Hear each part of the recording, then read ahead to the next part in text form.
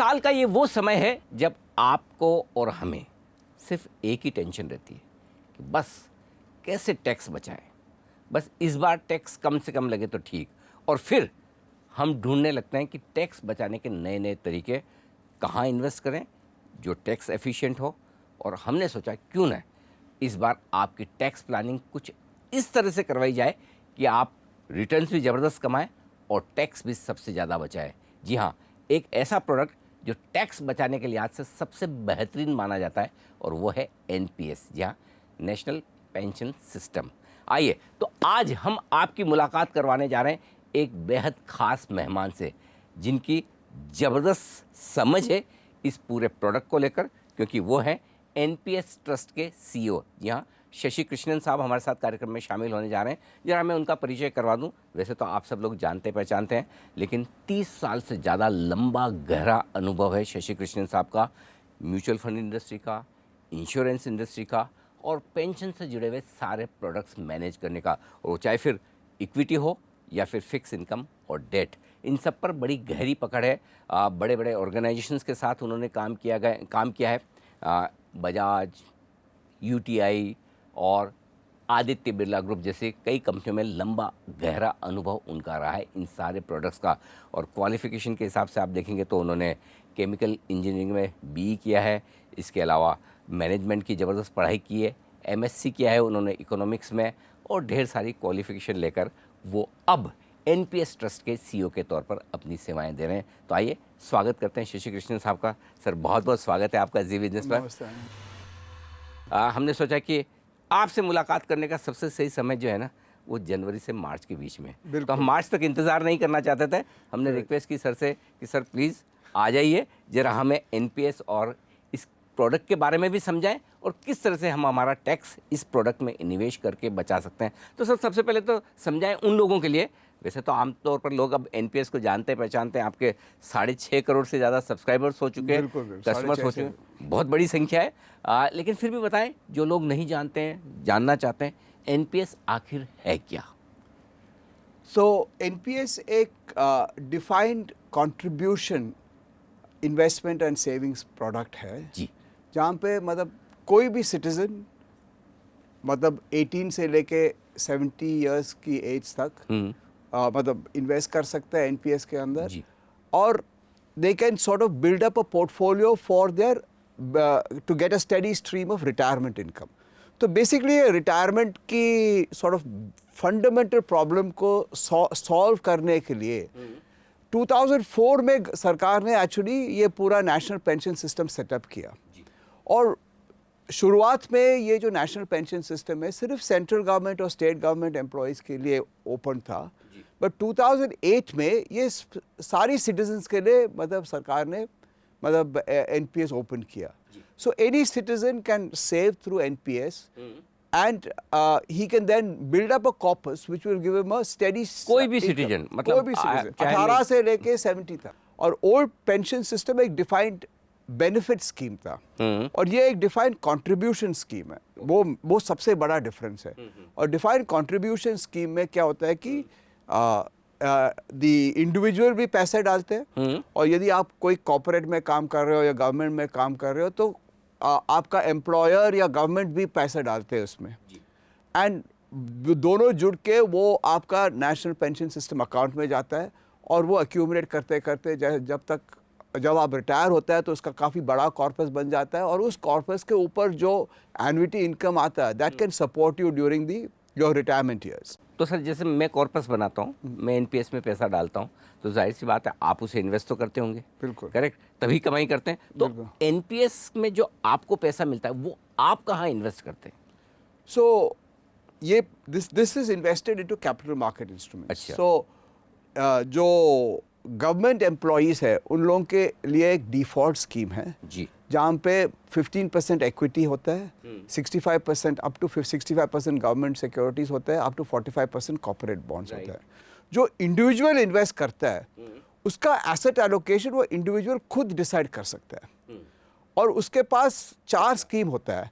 एक equity scheme होता है, कॉर्पोरेट बॉन्ड स्कीम होता है, गवर्नमेंट बॉन्ड स्कीम होता है और एक ऑल्टरनेट एसेट्स का स्कीम होता है। अच्छा, 4 स्कीम है। 4 स्कीम है और वो उसका मतलब उसके रिस्क एपिटाइट के हिसाब से वो कोई भी मतलब स्कीम चूज कर सकता है। उसमें सिर्फ एक सॉर्ट ऑफ कैवियट है कि इक्विटी में आप 75% से ज़्यादा नहीं लगा सकते हो, क्योंकि वो हमको मतलब थोड़ा रिस्क थोड़ा बढ़ जाता है, बट अप टू 75% आप इक्विटी में डाल सकते हैं। करेक्ट। बट यदि आपके पास रिस्क एपिटाइट नहीं है तो आप मतलब पूरा गवर्नमेंट बॉन्ड्स में डाल सकते हैं या पूरा कॉर्पोरेट बॉन्ड्स में डाल सकते हैं।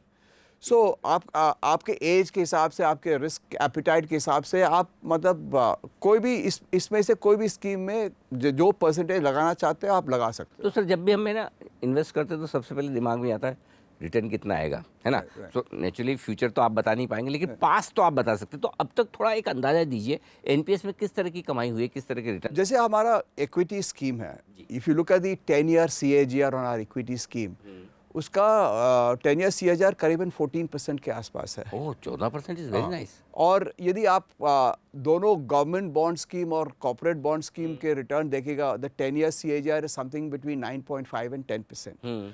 सो सोचो कि आपने एक ब्लेंडेड पोर्टफोलियो ले लिया, मतलब आपने रिस्क सॉर्ट ऑफ लिमिट करने के लिए आपने मतलब करीबन 50% इक्विटी में डाल दिया और 50% कॉर्पोरेट बॉन्ड में डाल दिया, तो आपको मतलब 12% का रिटर्न तो आराम से मिल सकता है।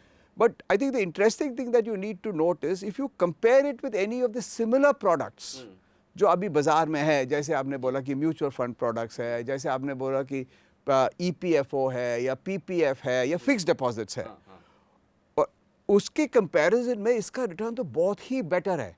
ओके। क्योंकि जो सोचो कि आपने मतलब जैसे मैंने बोला कि आपने 50% इक्विटी में डाल दिया और 50% कॉर्पोरेट बॉन्ड में डाल दिया, तो लास्ट 10 years का रिटर्न करीबन 11-12% के आसपास है। और सिमिलर म्यूचुअल फंड स्कीम का आप देखेगा तो क्लियरली 150-200 बेसिस पॉइंट्स का डिफरेंस है।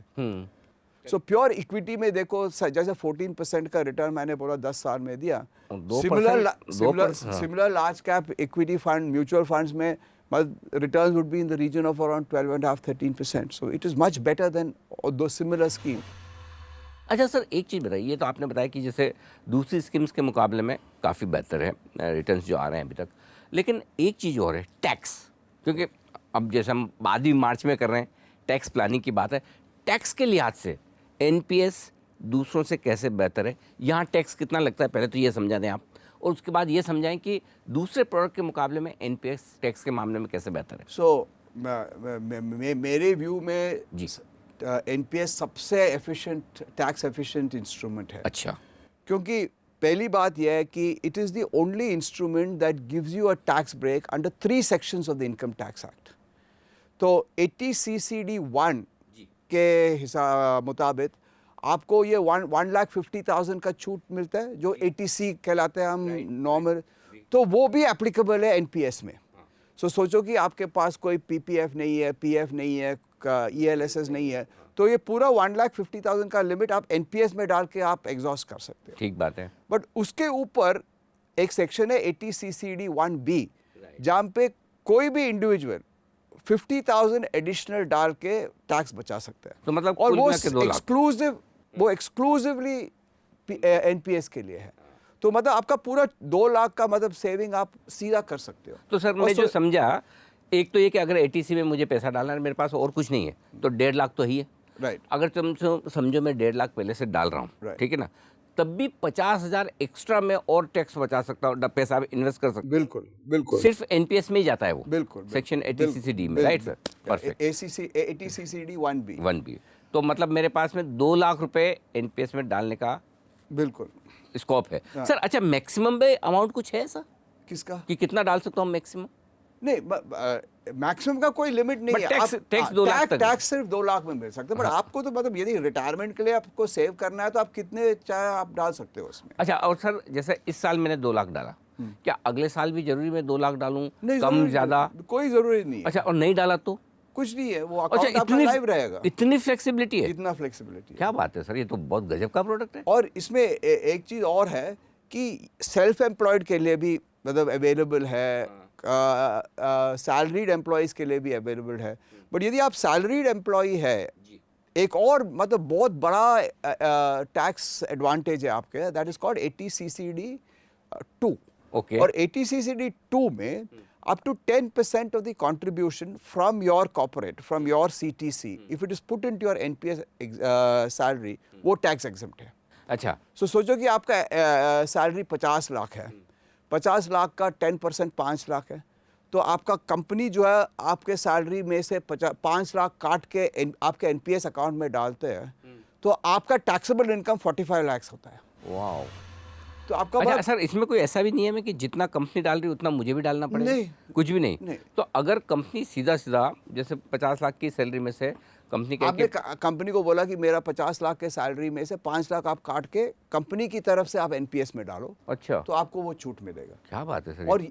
और कंपनी के लिए भी फायदा है. हाँ. क्योंकि ये सब बिजनेस इनकम माना जाता है कंपनी के लिए. हाँ. तो कंपनी को बिजनेस एक्सपेंडिचर माना जाता है, तो बिजनेस एक्सपेंडिचर के अगेंस्ट कंपनी को भी टैक्स का बेनिफिट मिलता है. राइट. तो दोनों के लिए बेनिफिट. दो टैक्स बेनिफिट मुझे बता दिए. एक तो ये कि मैंने 2 लाख रुपए तक. अच्छा, तो तीसरा में 2 लाख, एक तो 2 लाख रुपए तक मैं बचा सकता हूँ 1,50,000 प्लस. तो हाँ, तो 2 लाख तक मैं एक तो इन्वेस्ट करके बचा सकता हूँ, और दूसरा अगर मेरा एम्प्लॉयर 10% तक मेरी सैलरी का, ये बेसिक सैलरी का होगा सर?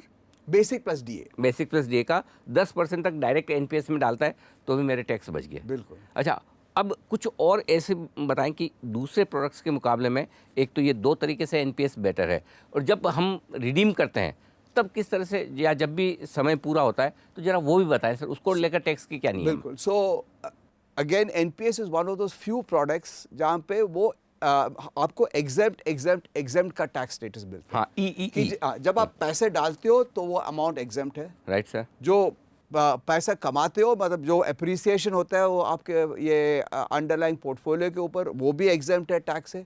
और जब आप विड्रॉ करते हैं तब भी आपका पूरा 100% एग्जेम्प्ट है. अच्छा. बट एक सॉर्ट ऑफ रिस्ट्रिक्शन है कि आप 100% विड्रॉ नहीं कर सकते NPS Right. में. NPS में आप 60% लंप सम विड्रॉ कर सकते हैं, और 40% आपको एन्युटी में इन्वेस्ट करना पड़ेगा. You will have to invest into an annuity. और ये एन्युटी इनकम आज की डेट में टैक्सेबल है. जैसे मतलब सोचो कि आपने आपका EPFO का पैसा ले लिया और आपने FD में डाल दिया. FD के ऊपर जो इंटरेस्ट है वो भी टैक्सेबल है. हाँ. तो ये एन्युटी का जो इंटरेस्ट आपको मिलेगा वो टैक्सेबल है, बट वो पूरा 100% टैक्स फ्री है, जिसमें से 60% आप विड्रॉ कर सकते हो. तो मतलब जब भी मेरा पूरा हो गया 70 साल की उम्र तक कर सकता हूँ, राइट? 75 तक रख सकते हो. 75 तक रख सकते हैं. पैसा 75 तक रख सकता हूँ. बिल्कुल. इन्वेस्टमेंट 70 तक कर सकता हूँ. हाँ, इन्वेस्टमेंट 75 साल के बाद जो भी पैसा बना उसका मैंने अगर ले लिया लंप सम, तो 40% तक मेरा टैक्स फ्री है. 100% टैक्स फ्री. अच्छा, 100% टैक्स फ्री. 100% टैक्स फ्री है, जिसमें से आप 60% कैश ले सकते हो. ओके. 40% जो आप विड्रॉ कर रहे हो उसके ऊपर टैक्स नहीं लगता है. आपको एन्युटी खरीदना पड़ेगा बस. हाँ, ओके. टैक्स तो नहीं है. हाँ, टैक्स नहीं. ये नहीं है कि टैक्स काट के आपको एन्युटी खरीदना. ओके. हाँ, पूरा पैसा आ रहा है. एन्युटी में जो टैक्स लगना है हर साल लगता है. एन्युटी के ऊपर जो टैक्स लगना है वो ठीक लगेगा. बात है. परफेक्ट.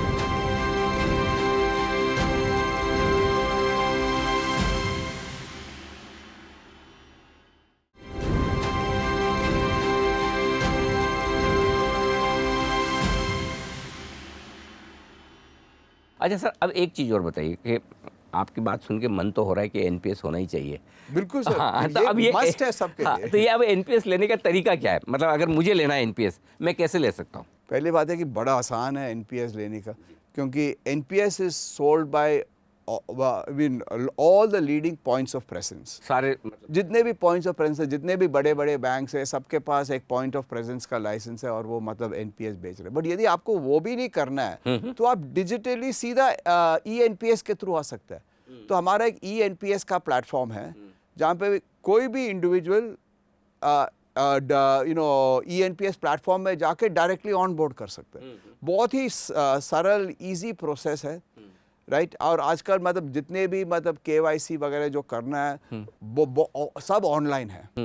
तो आप ऑनलाइन भी कर सकते हैं, आप ऑफलाइन भी कर सकते हैं. सोचो कि आपको मतलब किसी का एडवाइस लेना है कि मतलब एसेट एलोकेशन कैसे करना है, कैसे नहीं करना है, तो आप कोई भी पॉइंट ऑफ प्रेजेंस के पास जा सकते हो, और पॉइंट ऑफ प्रेजेंस के थ्रू आप मतलब ऑन बोर्ड कर सकते हो. अच्छा सर, एक चीज़ और बताइए. जैसे आपकी पेंशन स्कीम हो गई है एक, कई सारे म्यूचुअल फंड्स भी अपने पेंशन प्रोडक्ट्स रखते हैं, कई सारी इंश्योरेंस कंपनियों के पेंशन प्रोडक्ट्स आते हैं. तो इंश्योरेंस कंपनियों के म्यूचुअल फंड के जो पेंशन प्रोडक्ट्स हैं उनसे एनपीएस किस तरह से अलग है? एक तो मैंने आपको बोला कि टैक्स का छूट है, बट सबसे मेजर एडवांटेज जो एनपीएस का है उसका it is actually in terms of cost. Cost, It is अच्छा, the lowest cost हाँ, investment product that is available anywhere in the world. वो भी मैं बोल सकता हूँ. The subscriber pays only something like 20 basis points. That's it. Maximum. हम्म, उसका fund management charges करीबन 5 बेसिस पॉइंट्स से 9 बेसिस पॉइंट्स है. अच्छा, और आपको मतलब और 20 बेसिस पॉइंट में मतलब 0.2% इतना ही मतलब आपका पूरा चार्जेस है. मतलब सब्सक्राइबर ऑनबोर्डिंग चार्जेस जितने भी चार्जेस आप लगा दो उतना ही है. तो यदि आप you look at compounding over a 30-40 year period, if you are saving 100 basis points in terms of cost every year for 30 years, आप सोच लो कि how big can that money, वो सेविंग सब सब्सक्राइबर के पास जाता है. तो अच्छा सर, एनपीएस जैसे कि आपने बताया कि बहुत सारे पॉइंट ऑफ सर्विस है जहाँ से जाके हम ले सकते हैं, लेकिन अल्टीमेटली जो फंड हम देते हैं एनपीएस में वो मैनेज कौन करता है? क्या अलग अलग फंड्स रहते हैं, अलग अलग म्यूचुअल फंड्स होते हैं, या आपने कुछ अपॉइंट कर रखे कि अलग म्यूचुअल फंड है, अलग पेंशन, हाँ अलग पेंशन फंड, माफ कीजिएगा, अलग अलग पेंशन फंड्स हैं हम जहाँ पर हम कौन कौन करता है क्या, जरा उसके बारे में बताएं. So just to take a step back, NPS broadly open architecture है. ओपन आर्किटेक्चर में सब्सक्राइबर को चूज कर सकता है कि आप वो कौन सी पेंशन फंड ही wants to choose to manage his money, और उसके बाद ये भी चूज कर सकता है कि मेरा एसेट एलोकेशन कैसे होना चाहिए. करेक्ट. तो आज की डेट में हमारे पास 10 पेंशन फंड है, और and they're all the very large names in the ecosystem. So just to name those 10 pension funds, you have SBI Pension Fund, UTI Retirement Services, LIC Pension Fund, ICICI Pension Fund, HDFC Pension Fund, then Kotak Pension Fund, Aditya Birla Pension Fund, Max Life Pension Fund, then Axis Pension Fund and Tata Pension Fund. तो sir इनके सबके returns थोड़े थोड़े अलग होंगे? क्योंकि broadly जो है वो इन्वेस्टमेंट पैटर्न जो प्रिस्क्राइब किया हमारा regulator, pension fund regulatory authority of India, वो तो मतलब has been prescribe keeping in mind कि सब्सक्राइबर का रिस्क हमको ज़्यादा बढ़ाने का नहीं है. ओके. जैसे यदि इक्विटी फंड आप ले लो जी, तो इक्विटी फंड का जो इन्वेस्टमेंट यूनिवर्स है वो सिर्फ टॉप 200 मार्केट कैप कंपनीज है. तो पेंशन फंड्स जो है वो इस 200 large top 200 market cap companies में कहीं पे भी इन्वेस्ट कर सकता है एक्टिवली. करेक्ट. बट इतना रिस्क नहीं ले सकता कि स्मॉल कैप में भी गया, मिड कैप में भी गया, वो नहीं कर सकता. But they have to go into the largest market cap company. Similarly आप कॉर्पोरेट बॉन्ड्स ले लो तो उसमें रेटिंग रिस्ट्रिक्शंस है, तो आप मतलब AA के ऊपर ही इन्वेस्ट कर सकते हैं. सिमिलरली क्योंकि ये लॉन्ग टर्म प्रोडक्ट है तो शॉर्ट टर्म डेट में इन्वेस्ट नहीं कर सकते. मतलब रिस्ट्रिक्शंस है कि 3 इयर्स से ऊपर, मतलब ज़्यादातर आपका इन्वेस्टमेंट्स 3 ईयर मैच्योरिटी के ऊपर होना चाहिए. सो there are a lot of investment controls in the entire system that ensure that the subscriber risks are reduced substantially. But ये तो नहीं है कि बिल्कुल रिस्क नहीं है, क्योंकि मतलब कैपिटल मार्केट इंस्ट्रूमेंट में तो रिस्क होगा ही होगा. डेट में भी होती है सर, रिस्क तो हर जगह है. इक्विटी में भी होगा, गवर्नमेंट बॉन्ड में भी इंटरेस्ट रेट रिस्क होगा. अच्छा सर, आपने बताया कि मेनली 4 तरह के प्रोडक्ट्स हैं अभी पेंशन फंड में. 4 तरह के फंड्स. हाँ, 4 तरह के फंड्स हैं ना. और 4th फंड ऑल्टरनेट इन्वेस्टमेंट का फंड है जी. और उसमें बहुत कम पैसे जाता है, क्योंकि रिटेल इन्वेस्टर को एक्चुअली अंडरस्टैंडिंग अभी समझ नहीं है ऑल्टरनेट इन्वेस्टमेंट्स का. तो उसके लिए भी सर एक बार हमें फिर से शो करना पड़ेगा ताकि आप वो समझाएं. क्योंकि उसमें रीट्स है, इनवेट्स है, एग्जैक्टली. वेंचर तो थोड़े हाई एंड इन्वेस्टर्स जो हैं वो जाते हैं वो. लेकिन उससे पहले एक चीज़ और सर, जैसे ये 4 तरह के हैं आपके इन्वेस्टमेंट ऑप्शंस, क्या कुछ और प्रोडक्ट्स आप बढ़ाने की सोच रहे हैं जिससे ज़्यादा से ज़्यादा लोग और एनपीएस में इन्वेस्ट करते? अभी हमारा पेंशन फंड रेगुलेटरी अथॉरिटी ने एक sort of they are examining a minimum assured return scheme. तो ये मिनिमम एश्योर्ड रिटर्न स्कीम अभी तक तो ये पूरा इसका स्ट्रक्चर अभी प्लान चल रहा है, बट ये आने वाले टाइम में ये भी एक ऑप्शन. ये स्पेशली जो उम्र में ज़्यादा हैं, बुजुर्ग लोग हैं, उन्हें बड़ा पसंद आएगा. अच्छा, एक चीज़ जो शो में आपके साथ ख़त्म करूं उससे पहले, जो लोग एनपीएस ऑलरेडी निवेश कर चुके हैं वो तो जानते हैं और देख ही रहे हैं, लेकिन जिन लोगों ने अब तक एनपीएस में निवेश नहीं किया है उनको आप क्या सलाह देना चाहेंगे? क्यों करना चाहिए कितने समय के लिए करना चाहिए और क्या फ़ायदा हो सकता है? पहली बात है कि you should get into NPS when you are young, जी। क्योंकि जितने ज़्यादा सॉर्ट ऑफ आपका टाइम इन द मार्केट है, the more you can build up your corpus. जी, सबके मन में क्या होता है कि मतलब लोग सोचते हैं कि ये एक्यूमुलेशन फेस है, हम पोस्टपोन करेंगे, मतलब कल देखेंगे, बाद में देखेंगे, 30 के बाद देखेंगे, 40 के बाद देखेंगे। But for people who start early, the sheer power of compounding will give you a very, very large corpus. ठीक बात। और हम in the retirement sort of business, we talk about replacement income. और normally an accepted replacement income is something like 50% of your last drawn salary. So सोचो कि आप 60 में retire कर रहे हो और जो भी आपका सैलरी है उसका 50% का एटलीस्ट आपको एन्युटी इनकम चाहिए। So you should start early. The earlier you start, the better it is. So my advice to all of the young savers is please open an NPS account and start early. There is no restriction कि आपको कितना डालना है। आप 1000 रुपये डाल के मतलब हर साल आप डाल सकते हो। जैसे जैसे आपका इनकम बढ़ते आप बढ़ाते जाओ। जैसे जैसे आपको टैक्स का छूट लेना है तो आप ज़्यादा डाल दो। It is a very very flexible scheme. It is portable. ये तो कहीं पे भी आप जाओ आपका एनपीएस अकाउंट आपके साथ जाता है, सेम रहता है, कोई चेंज ही नहीं होता। It's a unique number, it goes with you. चाहे आप इस कॉर्पोरेट में काम कर रहे हो कि उस कॉर्पोरेट में काम कर रहे हो कि मतलब सेल्फ एम्प्लॉयड हो, आपका एनपीएस अकाउंट आपके साथ ही रहेगा। सो इसमें एडवांटेजेस बहुत ज़्यादा है। बिल्कुल। तो आई एम श्योर ऐसे ही एनपीएस का टैगलाइन और नाम ऐसे नहीं पड़ा है, पेंशन है तो टेंशन नहीं। Right sir. सो बिल्कुल आप भी इस बेहतरीन प्रोडक्ट का फ़ायदा उठा सकते हैं, टैक्स बचा सकते हैं, अपना भविष्य सुरक्षित कर सकते हैं और रिटायरमेंट के बाद आपको जो बड़े पैसे की ज़रूरत है वो एनपीएस आपकी पूरी कर सकता है। तो बस आज ही से करिए शुरुआत। और यही कहना है शशि कृष्णन साहब का, जो कि एनपीएस ट्रस्ट के सीईओ हैं। सर बहुत बहुत धन्यवाद। और आज आपसे मुलाकात करके एनपीएस को लेकर जितने भी हमारे सवाल थे मन में, वो सारे के सारे उनके जवाब हमें मिल चुके हैं। Thank you so much. Thank you so much. तो आज के इस शो में इतना ही। बने रहिए हमारे साथ जी बिजनेस पर। नमस्कार।